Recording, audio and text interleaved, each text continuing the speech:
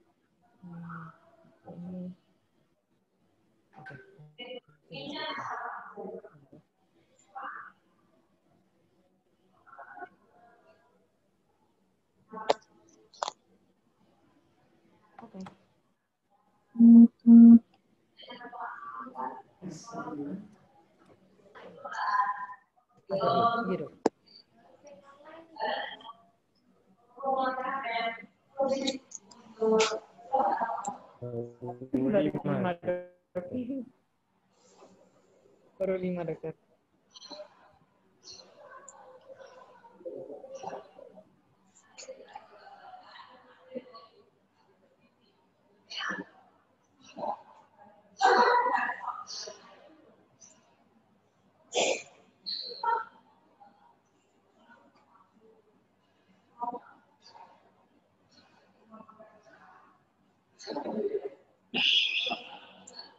Saya bisa dibantu, bukan karena memang Itu tuh.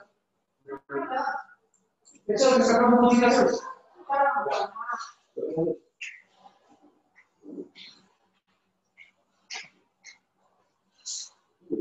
Di sini, satu kamu bisa terus. Lampu sama 50 tahun itu berarti 51. Jadi itu jadi berapa?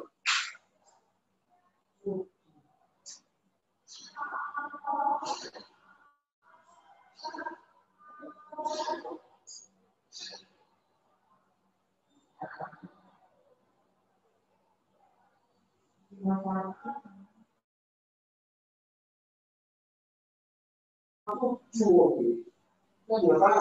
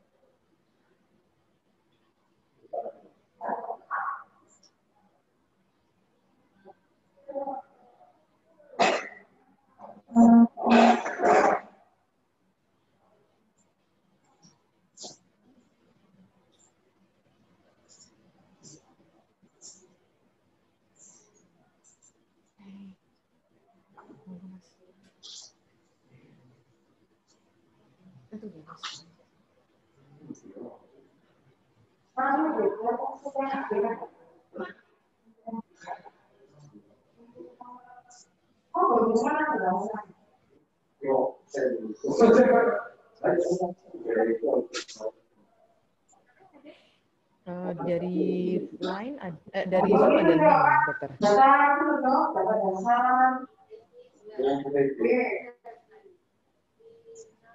Bu, dokter. Gak apa-apa, kita mulai aja, dokter. Siap. Selamat masuk. Assalamualaikum warahmatullahi wabarakatuh. Waalaikumsalam. Siang ini Dr. Ruth akan presentasi textbook reading ya dari textbook textbooknya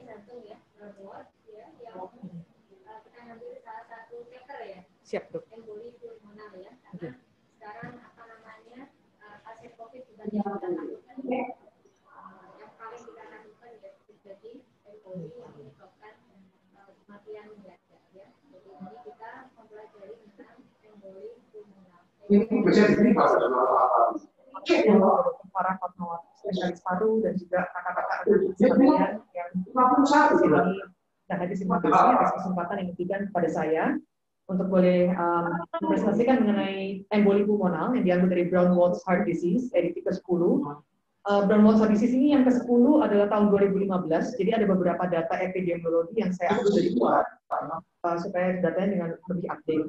Dan seperti tadi yang Dr. Farah sudah katakan bahwa emboli pulmonal ini kita entah bekerja nanti di IGD atau mungkin di Poli, kita harus jeli melihat penunjang-penunjang yang bisa menegakkan diagnosis pulmonal emboli karena secara klinis atau presentasi sangat tidak spesifik. Saya akan lanjutkan. Jadi dari daftar isinya sebenarnya sangat banyak dan emboli pulmonal itu sebenarnya sangat luas. Apalagi dia mencakup DVT ya atau deep vein thrombosis, tapi itu saya nggak akan bahas karena memang kaitannya dengan paru-paru lebih sedikit. Kemudian untuk terapi antikoagulan itu juga saya nggak akan bahas terlalu detail karena itu bisa satu chapter sendiri itu pembahasan antikoagulannya. Jadi secara overview terutama saya akan bahas mengenai molecular pathophysiology, dinamika dari kardiopulmonal, kemudian klasifikasi PE, dan yang paling saya mau tekankan hari ini adalah PE. Dan kemudian saya juga akan bahas secara overview terapinya, kemudian prevention. Secara singkat saya akan bahas juga. Jadi pulmonary embolism dan vein thrombosis itu sangat berkaitan satu sama lain. Jadi kita agak sulit membahas PE tanpa membahas DVT, karena mereka adalah satu kesatuan yang disebut sebagai venous thromboembolism. Jadi venus atau lokasi sumber pabriknya adalah vena, dan bentuknya trombus, tapi kalau dia lepas, dia bisa menjadi embolis paling sering di paru-paru. Dan dia merupakan, jadi VTE ini atau venous thromboembolism adalah one of the big three dari penyakit kardiovaskular. Number one adalah stroke, dan stroke adalah penyebab number one ya, kematian di seluruh dunia. Yang kedua adalah MI atau myocardial infarct, itu penyebab kematian tertinggi kedua di dunia. Dan yang ketiga adalah VTE. VTE ini the big three. Dari buku Brown-Watts, dia bilang bahwa 100.000 Americans itu die, atau mortality-nya itu begitu tinggi. Sebenarnya adalah fenomena S, ya, fenomena es batu. Karena diagnosis PE itu sulit ditegakkan kalau kita tidak punya. Jadi angka 100 per tahun ini bahkan mungkin bisa dibilang lebih masanya lebih banyak, lebih besar. Dan dari saya ambil sendiri juga tambahan data CDC dari CDC. Dia bilang bahwa dari angka 60.000 sampai 100.000 per tahun ini, 10 sampai 30%-nya akan meninggal dalam sebulan pertama dari diagnosa. Dan sudden death itu menjadi the first symptom of paru. Jadi kita sudah mungkin dari paru dan juga waktu kita trisula di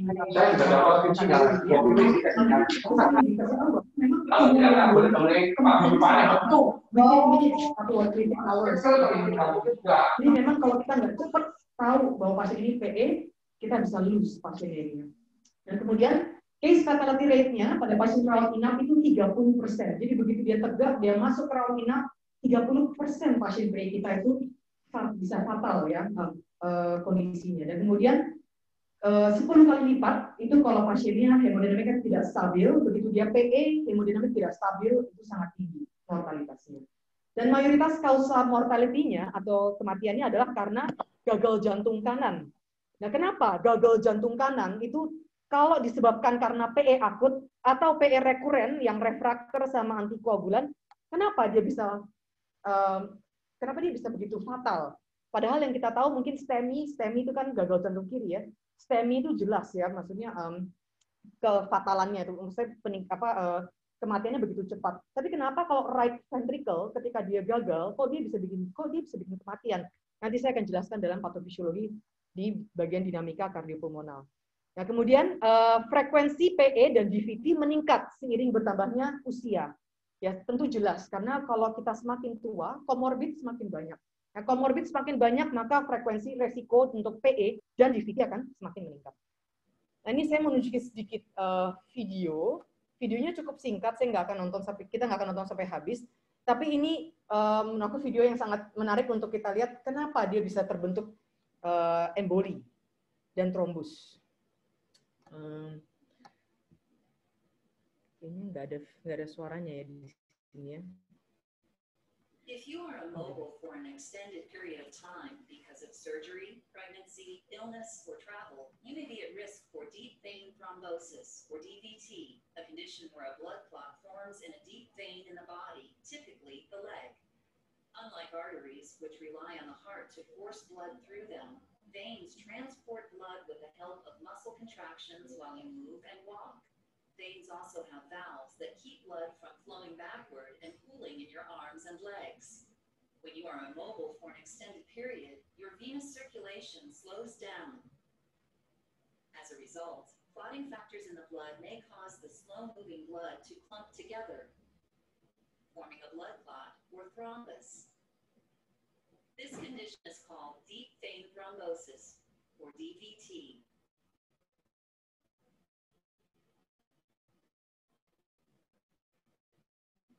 Common symptoms of DVT include swelling of the leg,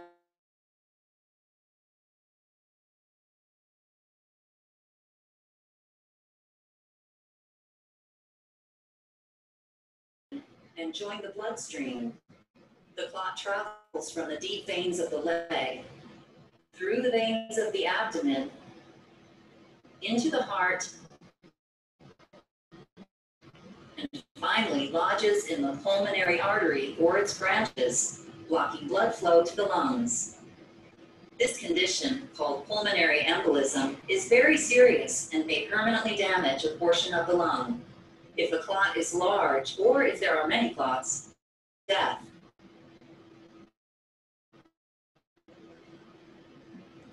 If you experience symptoms of PE, Baik, nanti sebagian simptom saya akan jelaskan juga, jadi kita langsung next slide aja. Jadi seperti tadi yang video ini jelaskan bahwa vena itu tidak seperti arteri. Arteri itu dia akan memompa dengan sendirinya gitu ya, jadi ada denyutnya. Vena nggak berdenyut. Jadi dia untuk melancarkan aliran darah balik ke jantung, dia pakai kontraksi otot dari kaki, kontraksi otot dari tangan. Intinya kontraksi dari otot itu akan membantu mengalirkan darah kembali ke jantung. Ketika kita immobile, diem aja, terutama kaki, terutama kaki, kenapa seringkali di video di kaki? Karena kaki lebih sering diem daripada tangan. Kalau tangan kita makan, nulis, itu pakai tangan. Tapi kalau kaki udah dia venanya lebih besar dan kita lebih sering immobile menggunakan kaki, diem duduk depan TV, diem duduk main handphone, nah seperti itu. Jadi makanya DVT itu sering banget lepas dari terutama bagian ekstremitas inferior. Nah, ketika dia lepas, dia masuk ke sirkulasi. Kalau dia nggak ada atrial septal defect, maka dia akan masuk ke dari atrium kanan ke jantung ventrikel kanan, kemudian masuk ke paru. Kemudian next, saya akan bahas tentang patofisiologi dan klasifikasi dari emboli paru itu. Secara molekular atau secara biomolekular itu yang menunjukkan aktivator dari VT, hypercoagulability, dan endothelial injury. Dan tiga hal ini sebenarnya dibahas di dalam triase Virchow namanya, atau Virchow's triad. Ini sangat-sangat terkenal dan memang di IPD, di jantung, dan di paru ini kan suatu hal yang memang kita harus hafal ya. Dan kemudian yang pertama adalah ada tiga kondisi yang bisa menyebabkan tingginya trombosis pada pasien-pasien kita. Satu, dia memang ada kondisi hiperkoagulabilitas. Misalnya dia ada cancer, ada trombofilia, atau ada inflammatory disease yang lain. Kemudian ada stasis of blood, jadi pasiennya immobile for a long time. Kemudian dia varicose vein atau ada venous obstruction yang lain. Kemudian vessel wall injury. Nah, vessel wall injury bisa surgery, jadi memang pasien-pasien pasca bedah itu tinggi sekali rekurensi daripada VTE. Kemudian chemical irritation dan juga inflammation. Jadi kalau pasien kita memiliki ada salah satu aja dari segitiga ini, maka ada peningkatan resiko untuk terjadinya trombosis pada pasien kita. Nah, ketika kita sayat pakai mikroskop, kita lihat di bawah mikroskop, vena tuh kalau ada trombus yang kita lihat, isinya adalah fibrin, sel darah merah, trombosit, dan neutrofil. Dan trombus vena ini subur sekali bertumbuh di lingkungan yang statis, yang diam aja darahnya. Atau aliran darahnya itu pelan. Yang kedua adalah kalau dia tekanan oksigen rendah, contohnya seperti di vena, tinggi stres oksidatif dan ekspresi produk proinflamasi yang tinggi. Ini contoh daripada gambaran kalau kita lihat di bawah mikroskop, ini pakai pewarnaan hematoksilin eosin, yang ini pakai pewarnaan CD11 sama CD42. Yang biru-biru ini semua adalah platelet atau trombosit. Dan yang kecoklatan ini semua adalah PMN. Nah, ini kalau misalnya kita lihat embolinya, emboli paru di bawah mikroskop itu tampaknya banyak platelet. Kemudian, nah ini dinamika kardiopulmonal pada emboli paru. Apakah yang terjadi pada paru-paru kita kalau misalnya terjadi emboli paru? Yang pertama adalah peningkatan resistensi vaskuler. Jadi kalau misalnya dia terobstruksi, ini diakibatkan oleh embolinya terobstruksi, venanya arteri pulmonalisnya terobstruksi oleh emboli, maka dia akan meningkat resistensi, dia akan vasokonstriksi. Dan selain itu dia akan meningkatkan reaksi neurohumoral dan aktivasi baroreseptor arteri pulmonalis. Dan yang kedua, gangguan pertukaran gas. Jadi dan ini disebabkan oleh peningkatan dead space alveolar, obstruksi vaskular seperti nomor 1, dan hipoksemia karena ada hipoventilasi alveoli. Jadi alveolinya ventilasinya sangat menurun karena jumlah darah yang lewat yang bisa ambil oksigennya menukar dengan CO2-nya itu menurun. Kemudian ada shunt dari kanan ke kiri. Nah, kemudian ada gangguan transfer CO atau karbon monoksida karena hilangnya permukaan pertukaran gas. Kemudian yang keempat adalah hiperventilasi alveolar karena ada stimulasi dari refleks reseptor nafas. Kalau yang pertama itu resistensi vaskuler, yang kelima adalah peningkatan resistensi jalan nafas, jadi pada bronkokonstriksi. Yang keenam adalah ada penurunan compliance paru akibat edema, perdarahan, dan juga surfaktannya menghilang. Dan ini saya mau jelaskan secara klinis kenapa pasien kita yang mengalami emboli paru bisa meninggal gitu ya. Jadi ketika pulmonary embolism terjadi, ini kita lihat dari bagian sini, maka terjadi obstruksi anatomis vaskuler dari arteri pulmonalisnya terobstruksi. Dan dia meningkatkan neurohumoral efek. Dua hal ini itu ibarat selang yang kita squeeze atau kita kita squeeze ya selangnya. Maka seperti kantong plastik, jadi kita harus melihat right ventricle atau ventricle kanan itu kayak kantong plastik yang memompa darah ke suatu selang, seperti selang air. Kemudian selangnya itu kita squeeze. Maka si kantong plastik ini, karena right ventricle itu jumlah ototnya jauh lebih sedikit dibandingkan left ventricle, maka dia akan gagal. Maka dia akan mengalami RV wall tension yang meningkat. Pressure di right ventricle akan sangat tinggi, akhirnya dia payah, dia nggak bisa. Dan akibatnya adalah dia mengalami RV dilatation atau RV dysfunction. Dan ini juga akan diperparah lagi karena ada peningkatan O2 demand dari right ventricle-nya. Dan kemudian apa yang terjadi kalau si kantong plastik ini nggak bisa memompa dengan baik? Kalau ejection fraction, mungkin teman-teman dan guru-guru sekalian sudah sering dengar tentang EF. EF itu punyanya left ventricle, punyanya ventricle kiri.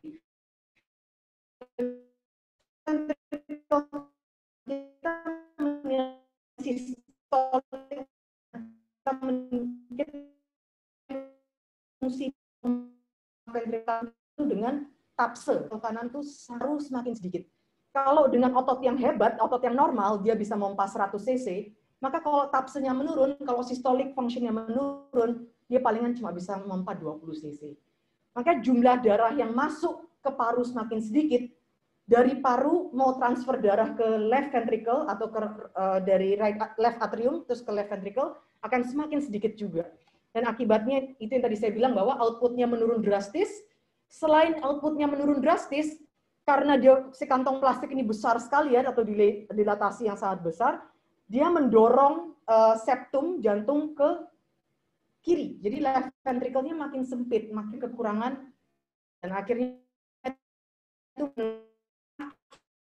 menurunkan preload dari ventricle ventricle-nya karena dia output-nya akan menurun. Kalau isi kuncup atau cardiac output-nya sangat sedikit karena model dari si jantung kanannya juga sedikit, otak kita nggak akan bisa dapat oksigenasi yang cukup. Pasiennya akan penurunan kesadaran dan hipoksia atau meninggal.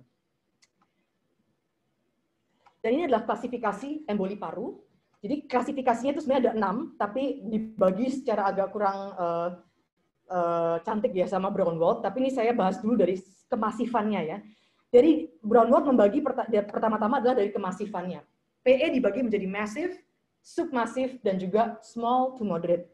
Nah, kalau masif ini syukur alhamdulillahnya adalah jumlahnya sedikit. Jadi frekuensinya paling sedikit, 5-10%. Submassive itu 20-25%, dan small to moderate itu 70%. Most of the time dia small to moderate. Dan presentasi klinisnya kalau dia masif PI, tentu dia hemodinamiknya pasti nggak stabil. Jadi pasiennya hipotensi, udah MODS, pasien juga biasanya kalau kita CT scan, kita akan lihat ada banyak sekali trombusnya, atau trombusnya mungkin cuma satu, tapi gede. Jadi, atau di arteri pulmonalis yang bagian proksimal, jadi di bagian saddle dari percabangan dari arteri pulmonalisnya, trombusnya ada di situ. Nah, itu juga disebut sebagai massive PE. Dan terapinya seperti demikian ya, biasanya antikoagulan, udah pakai IV, dan kita pasti akan merencanakan yang invasif, entah itu embolektomi, kemudian yang submassive PE, biasanya dia hemodinamis lebih stabil, tapi dia udah ada gangguan jantung kanan. Jadi dia udah ada right ventricle dysfunction dan enlargement. Tapi dia hemodinamiknya masih stabil. Nah ini dia kategorikan sebagai submassive PE. Dan ini mungkin kita tinggal baca aja. Jadi ada anticoagulation, kita bisa pakai IV juga. Dan untuk systemic thrombosis, kita akan lihat apakah pasien ini perlu kita berikan trombolitik dan sebagainya. Tapi jadi semua terapi ini berdasarkan dengan kategori daripada kemasifan dari PE-nya. Kalau dia small to moderate, usually dia normal, hemodinamik, dan juga right ventricle-nya juga masih oke. Biasanya kita nggak terlalu butuh mungkin dengan parenteral ya. Dia palingnya cuma sebagai bridge untuk oral antikoagulan. Kemudian next, ini adalah klasifikasi yang tambahan dari Braunwald. Saya masukin, tapi ini memang lebih ke arah nice to know. Yang pertama adalah infark pulmonal. Nah, infark pulmonal ini ketika terjadi infark paru, kan emboli, dia nge-stop darah, akhirnya area situ akan kekurangan oksigen, akibatnya dia akan mengalami infark. Nah, infark paru, kalau misalnya dia terjadi, itu tanda khasnya adalah pasiennya akan mengalami nyeri dada pleuritik. Nyeri dada pleuritik itu artinya apa? Artinya dia sesuai pola pernafasan. Kalau kita kembang kempis, pasiennya lebih nyeri. Kalau dia, dokter saya sakit dokter, kalau misalnya saya tarik nafas dalam. Nah itu salah satu contoh nyeri dada yang pleuritik. Dan juga bisa ada radang pleura dan hemoptisis. Nah emboli paru infark pulmonal ini paling sering mayoritas bersarang di arteri pulmonalis yang kecil-kecil.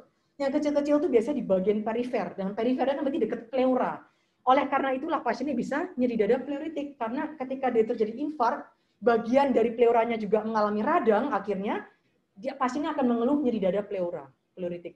Dan tanda dan gejalanya ada demam, ada peningkatan white blood cell, EED, dan nanti ada bukti radiologis. Nah, bukti radiologis ini sebenarnya nggak dibahas secara dalam oleh Braunwald, tapi saya mau bahas di pertemuan kita, karena chest X-ray itu tetap menjadi andalan kita lah di UGD gitu ya. Bagi kita PPDS di UGD, pasti kita akan lihat chest X-ray-nya gitu ya. Nah, itu saya akan jelaskan tentang infark pulmonal ini nanti. Kemudian yang kedua, ini nice to know, adalah emboli paradoks. Ketika DVT, kalau embolinya copot sepenuhnya, jadi dari trombusnya benar-benar copot 100%, dan pasiennya punya ASD atau atrial septal defect, yang paling sering adalah foramen ovale patent namanya, atau PFO. Trombusnya ukuran kecil, dia lepas seluruhnya, dan ketika kita dus, ketika kita USG, kakinya pun nggak ada trombus. Nggak ada trombus blast di kakinya, di vena tungkai itu bersih. Tapi dia bikin stroke pasiennya. Kita sebut sebagai emboli paradoks, dan sering banget dimisdiagnosis sebagai stroke kriptogenik. Jadi kadang-kadang ada pasien yang nggak terlalu jelas penyebabnya, penyebab stroke-nya, itu boleh kita echo untuk kita lihat jangan-jangan pasien ini punya ASD, dia punya PFO, akibatnya DVT-nya lepas dan akhirnya masuk, dia akan bypass, dia nggak lewat paru dulu, dia begitu masuk dari vena cava inferior masuk ke right atrium langsung bypass ke left atrium turun ke left ventricle, masuk ke karotid, nah, akhirnya dia bikin stroke. Kemudian ini juga nice to know, ada emboli paru yang bukan trombosis, jadi dia non-trombotik. Contohnya, lemak. Itu mungkin kita waktu S1 pernah tuh dapat pasien fraktur femur karena trauma tumpul. Kemudian dia terjadi emboli lemak, itu bisa. Kemudian tumor, bisa juga dia tumornya lepas, misalnya itu juga bisa membuat emboli. Kemudian emboli udara dan emboli cairan amnion. Ini nice to know aja. Contoh tadi emboli lemak sudah saya jelaskan. Kemudian emboli udara ini sering pada saat lepas dan pasang CVC. Hati-hati buat kita yang sering lepas CVC di HCU atau di ICCU ya. Dan kemudian ada cairan amnion. Nah, cairan amnion ini mungkin buat teman-teman kita yang di obsgin ini sangat highly catastrophic. Jadi angka kematiannya sangat tinggi apabila terjadi emboli paru karena cairan amnion. Kemudian ada juga IV drug abusers. Kadang-kadang mereka sering self inject ya. Jadi mereka karena mereka udah high dan mereka bawa sendiri syringe jarum suntiknya, mereka nggak bersih, nggak steril ketika mereka bikin narkobanya dan akhirnya masuk ada rambut, ada bedak, ada kapas itu masuk semua ke darah mereka ya dan akhirnya membentuk emboli paru septik dan juga endokarditis. Nah, ini yang penegakan diagnosis. Ini menurut saya yang saya mau agak lebih pelan-pelan di sini karena cara kita mengenali dan cara kita mendiagnosa pasien PE ini menurut aku yang harus kita bawa pulang dari pertemuan kita hari ini. Jadi dari faktor resiko klinis dulu, ada suatu studi di Inggris bilang bahwa Parkin et al. Dia melakukan studi pada 1 juta wanita dengan usia rata-rata sekitar setelah menopause 56 tahun. Dia bilang bahwa resiko VTE atau VTE ini berarti PE dan juga DVT ya, itu bertambah kalau pasiennya makin gemuk dan dia makin tua. Dan dia bilang bahwa kalau BMI-nya di atas 35 ini obes tingkat 2 ya, obes tingkat 2.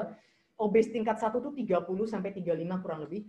Kalau BMI-nya di atas 35, maka resiko VTE-nya 3 sampai 4 kali lipat dibandingkan BMI yang normal to overweight. Ini normal itu kan 23,5 ya. Jadi ini normal to overweight lah, jadi kurang lebih. Dan dia bilang resikonya akan meningkat 3 sampai 4 kali lipat. Dan kemudian prediktor dari kefatalan PI-nya adalah kalau dia obesity, kalau dia ras kulit hitam, PE-nya masif, dan usia tua, serta kalau dia punya komorbid kanker. Nah, pasien rawat inap dengan pneumonia, DM tipe 2, gagal jantung, COPD, dan juga imobilisasi karena dia pasca operasi, itu termasuk juga dari high risk VTE pasiennya. Kalau faktor risiko yang umum, secara umum di masyarakat itu ada usia lanjut, obesity, kanker, kejadian VTE yang dulu, kemudian insufisiensi vena, hamil, trauma, kebiasaan merokok, dan imobilitas. Ini ada tabelnya, ini mungkin kita tinggal baca aja. Jangan lupa ada COPD ini termasuk ya, risk mayor daripada VTE. Juga ini long haul air travel. Kalau misalnya pasien kita habis pergi, pasien kita mungkin habis pulang haji atau habis pulang dari perjalanan-perjalanan yang jauh ya dari benua-benua yang lain tuh salah satu faktor risiko terjadinya PE atau DVT. Nah, kemudian dari segi presentasi klinis. Nah, tadi saya sempat bilang juga di awal bahwa gejala dan tanda PE itu sangat tidak spesifik. Jadi kita sulit tahu hanya dari pemeriksaan fisik dan juga anamnesanya gitu ya. Jadi kita butuh a high suspicion index. Jadi kita harus sering kepo, mungkin bahasa sehari-harinya. Nah, gejala tersering adalah dyspnea, tanda tersering adalah tachypnea, pasiennya sesek. Kemudian dyspnea berat, sinkop, cyanosis. Kalau tidak disertai nyeri dada, maka dia diibaratkan dengan PI yang severe. Justru kalau PI-nya emboli kecil, itu nyerinya berat. Kalau dia kecil, berarti kalau embolinya kecil, berarti dia akan bersarang di arteri pulmonalis yang perifer, yang seperti saya sudah bilang, maka dia akan ada nyeri pleuritik.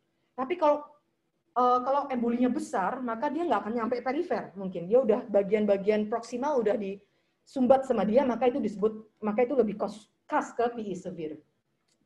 Jadi kita curiga pasien kita PE kalau dia hipotensi plus ada DVT atau ada faktor risiko VTE tadi seperti tabel sebelumnya. Kemudian dia ada tanda-tanda cor pulmonale akut, itu cor pulmonale akut nanti saya juga akan jelaskan sedikit setelah ini. Kemudian ekokardiografi, kita bisa ketemu ada dilatasi atau jadi ventricle kanan ya, VKA ini ventricle kanan, ada dilatasi dan juga dia sistoliknya jelek sekali gitu ya. Dia cuma bahkan bisa bilang tapsenya sangat rendah. EKG-nya ada pola ini. Nah, pola ini sejujurnya saya sebagai PPDS kardio saya baru ketemu sekali pasien PE dengan pola S1Q3T3 ini. Jadi ini sebenarnya nggak terlalu sering juga RBBB atau iskemia dari ventricle kanan. Nah, kita bisa dibantu ketika kita nggak terlalu yakin, aduh, pasien kita ini PE atau bukan ya. Nah, kita udah dibantu sama namanya Wells Criteria. Ini kita tinggal buka handphone, kemudian kita lihat application namanya MDCalc. MDCalc itu benar-benar my savior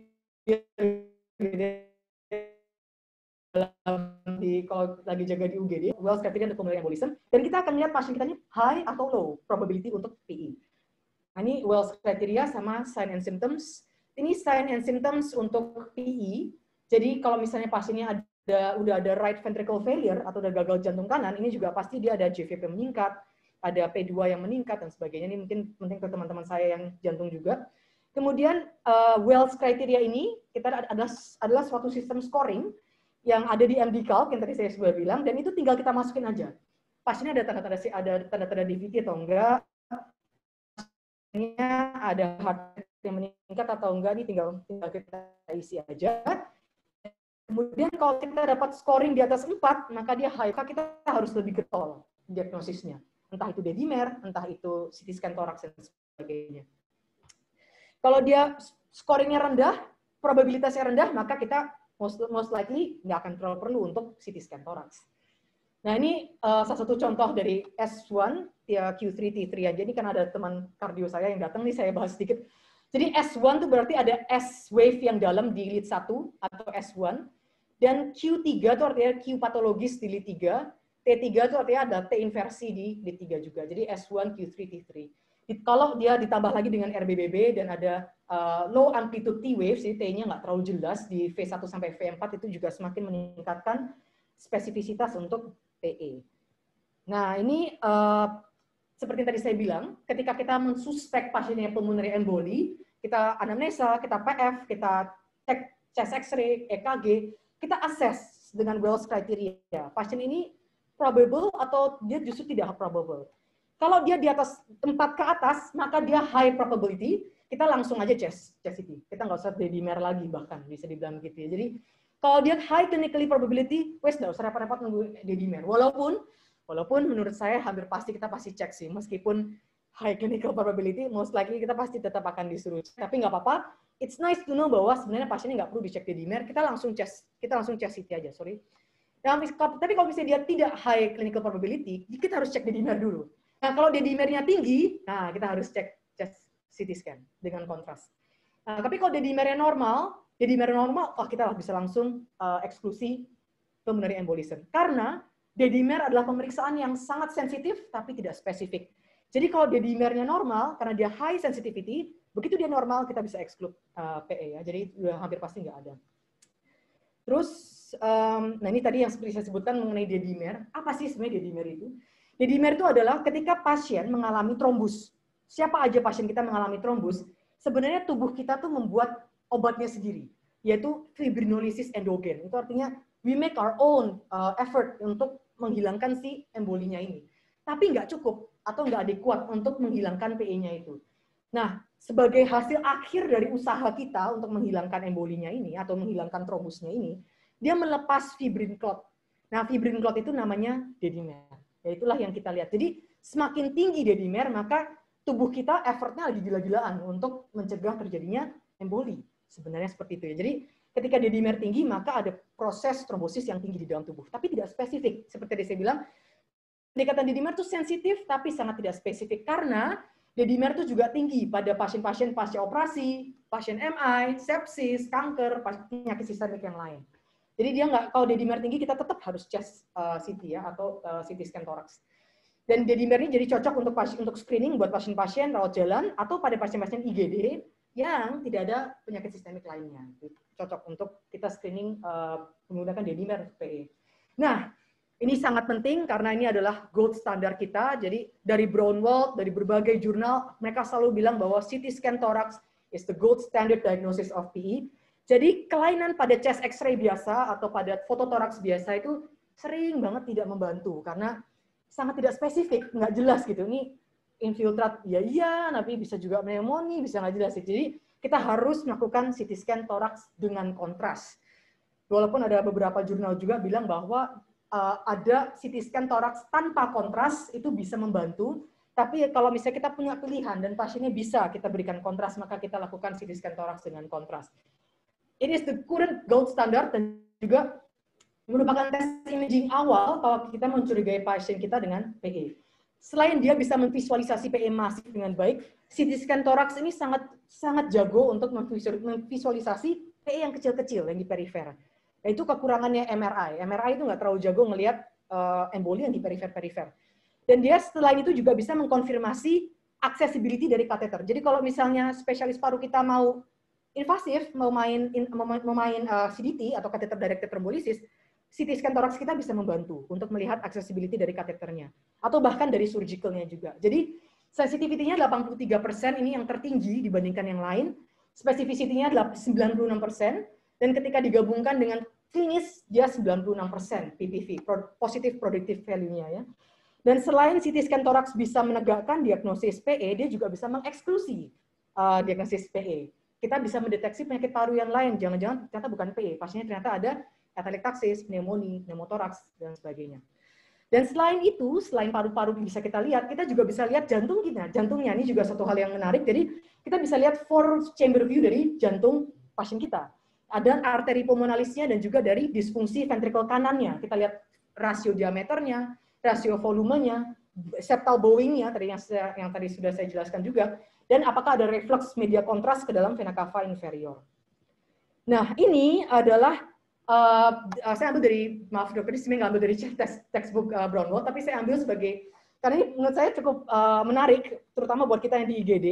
Jadi ada 2 tanda yang khas untuk PE pada chest X-ray. Yang pertama adalah Westermarck sign. Nah, Westermarck sign itu adalah vokal oligemia, atau karena dia tidak ada darah yang masuk ke supply karena ada emboli paru, darahnya nggak bisa masuk, maka dia ada vokal oligemia.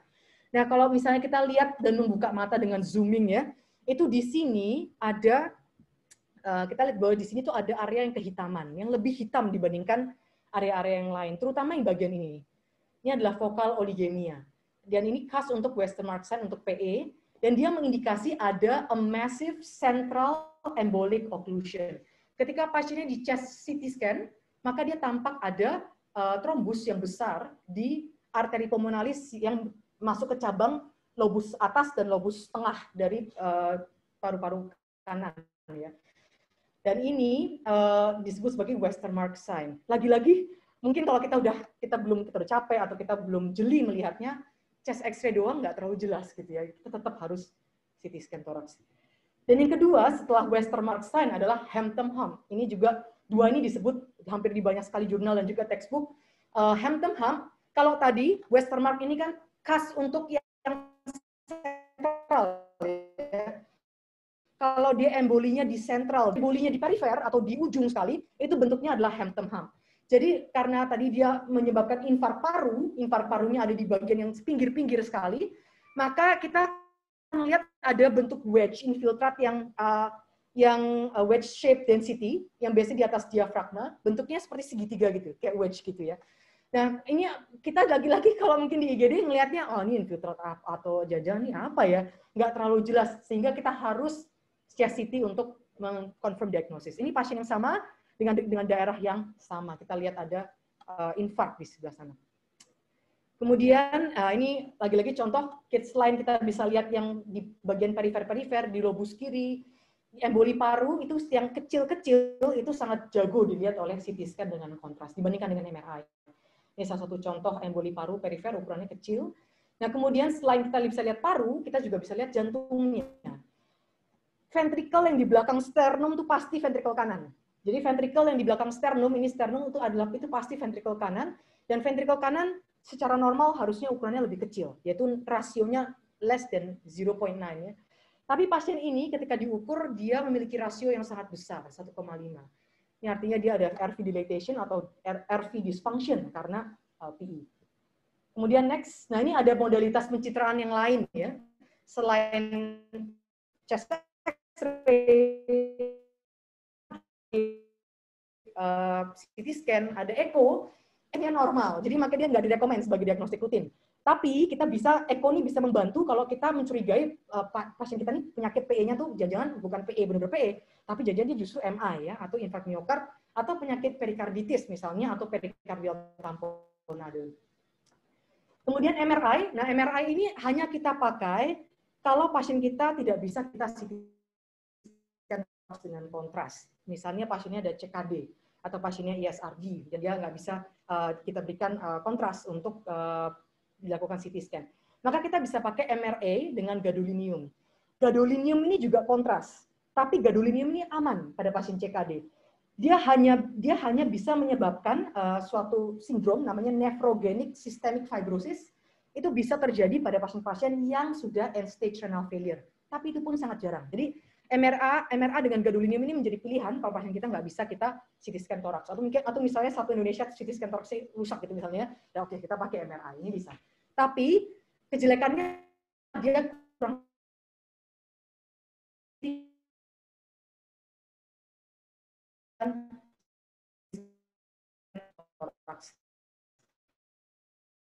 nah, tapi nggak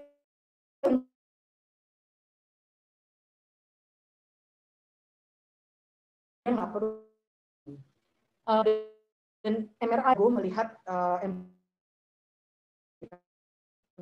juga 10 tahun yang dulu aniobaling invasif standarnya, tapi teknologi CT scan sekarang merencanakan farmakomekanis invasif. Jadi kalau kita mau kateter directed terapi, kita sekalian angiografi pulmoner invasif. Ada satu yang belum saya sebut, mungkin teman-teman juga sudah terutama scintigraphy juga nggak dibahas lagi karena dia sudah digantikan fungsi grafi atau ventilation perfusion scan untuk pasien PI.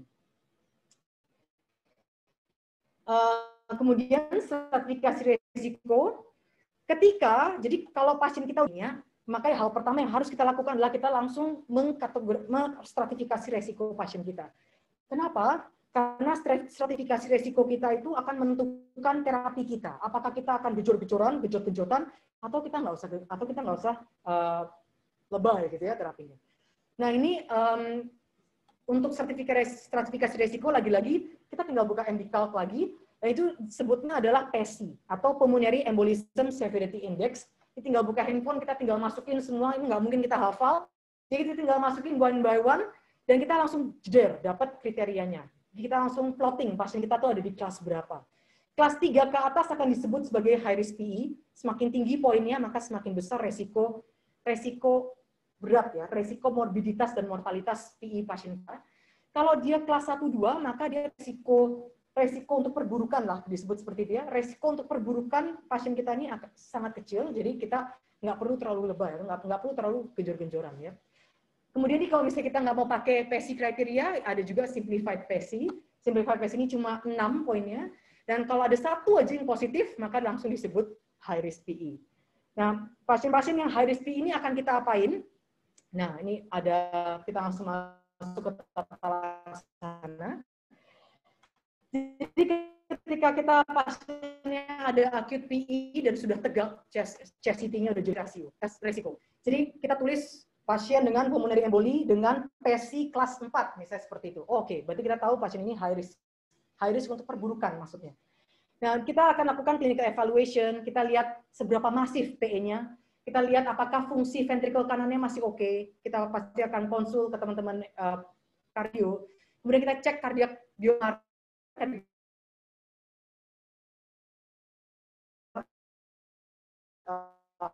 ya. Kemudian kita lihat dari PESI itu apakah dia low risk atau dia high risk. Kelas 3, 5 atau kelas 5 mungkin akan butuh trombolisis atau embolektomi ditambah dengan antikoagulasi. Kelas 2 itu antikoagulasi.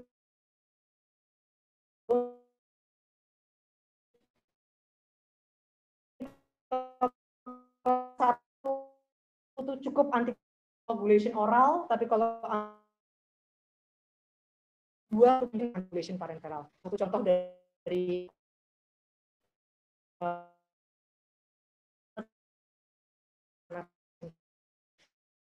saya nggak akan bahas banyak mengenai antikoagulan oral, ini bisa 3 jam kita membahas antikoagulan oral. Jadi kita langsung masuk aja ke evolusinya aja. Yang penting di sini yang harus catat 3.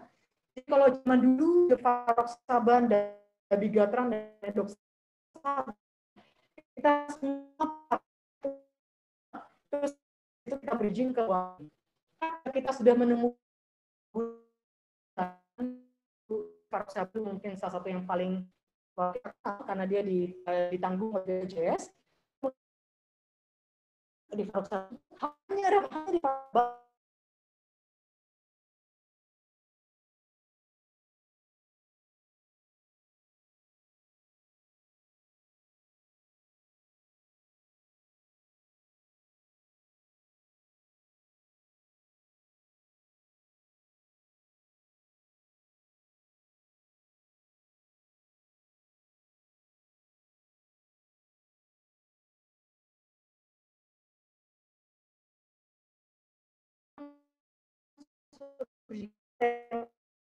pasien. Kok hilang ya tiba-tiba?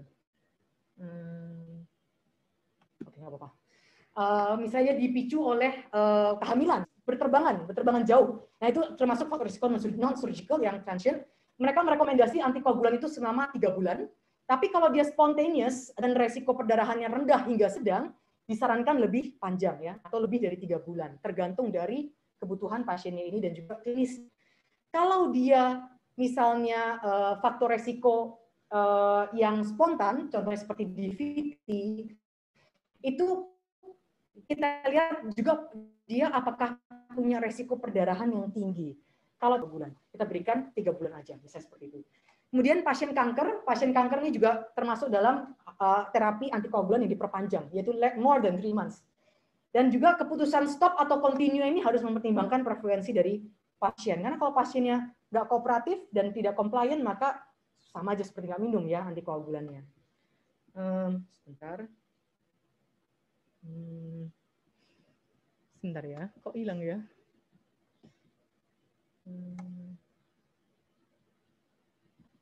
Oke.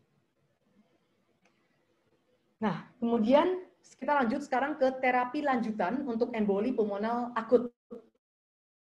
Jadi ada yang pertama adalah trombolisis sistemik dan pharmacomechanical CDT. Nah ini mungkin saya akan menjelaskan secara singkat aja. Yang mungkin teman-teman paru pasti lebih tahu secara persisnya. Tapi trombolisis sistemik menggunakan streptokinase atau alteplase, tenecplase misalnya, itu bisa bermanfaat, tapi dia punya tingkat perdarahan intrakranial. Dan pasien-pasien yang mau kita berikan fibrinolitik atau kita mau berikan trombolitik, itu checklist kontraindikasinya harus kita pastikan dia tidak ada ya. Misalnya dia ada recent stroke, pasiennya tua, itu semua harus kita eksklusikan dulu. Jadi memang sistemik trombolitik itu agak jarang kita pakai untuk PI karena memang sering sekali dia menyebabkan komplikasi dari perdarahan. Dan kemudian ada yang lebih less dangerous, yaitu reperfusi pharmacomechanical CDT. Dia perdarahan mayornya jauh lebih rendah karena dosis trombolitiknya jauh lebih rendah. Jadi kalau kita pakai sistemik trombolitik itu dosisnya streptokinasenya 100 mg. Sedangkan kalau kita pakai CDT itu cuma 25 mg. Jadi sangat jauh lebih kecil, cuma seperempatnya. Dan setelah beban trombus berkurang, kita akan melakukan dilatasi balon di arteri pulmonalnya dan kita pasang stent. Mirip sama pasang ring untuk stent jantung ya. Terus kemudian setelah itu juga kita bisa lakukan kateter ambulektomi itu untuk merestorasi lagi tekanan darah ke batas normal untuk menurunkan hipoksemia di arteri pulmonalis. Kemudian ada pilihan juga embolektomi surgical. Nah, pasien mana yang kita simpan ya untuk melakukan embolektomi surgical adalah dengan pasien-pasien untuk PE masif atau dia dengan PE masif disertai dengan hipotensi sistemik atau dia PE submasif ditambah dengan disfungsi ventrikel kanan yang berat di mana trombolisis atau CDT itu dikontraindikasikan. Maka kita bisa pilih embolektomi surgical. Atau kita juga pasien dengan PE akut untuk kita embolektomi surgical kalau kita sekalian gitu ya, sekalian kita melakukan yang lain. Contohnya kita sekalian mengambil trombus di atriumnya atau kita sekalian menutup ASD-nya. Nah, itu baru kita pilih juga embolektomi surgical. Dan embolektomi surgical seringkali kita pakai untuk rescue terapi kalau pasiennya kasus PE yang refraktor terhadap terapi trombolisis dan antikoagulan. Kemudian ini salah satu gambar contoh dari embolektomi surgical. Ini enggak, Dok, tinggal 5 lagi gitu.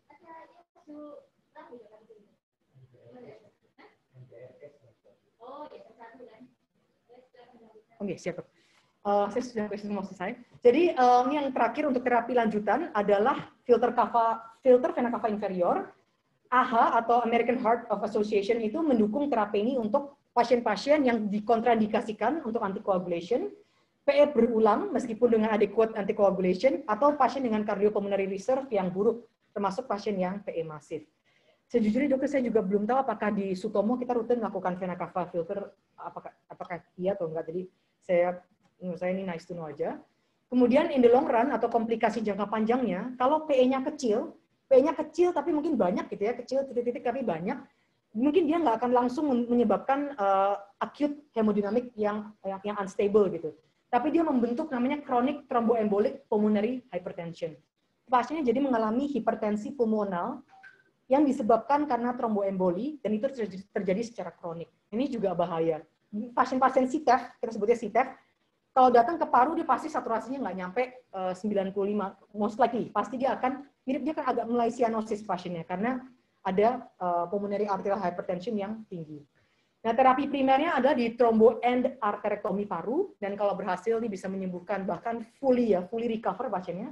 Tapi kalau dia nggak bisa menjalani tindakan atau pasiennya ada vasokonstriksi arteri pulmonalis yang residual, jadi pasiennya udah kita lakukan thromboendarterektomi paru udah kita lakukan, tapi masih ada residunya, masih ada sisa-sisanya, maka kita bisa berikan sildenafil atau bosentan. Dua obat ini adalah obat untuk khusus spesifik melebarkan vasodilatasi arteri pulmonalis. Yang kemudian yang terakhir adalah pelebaran balon arteri pulmonalis perkutan.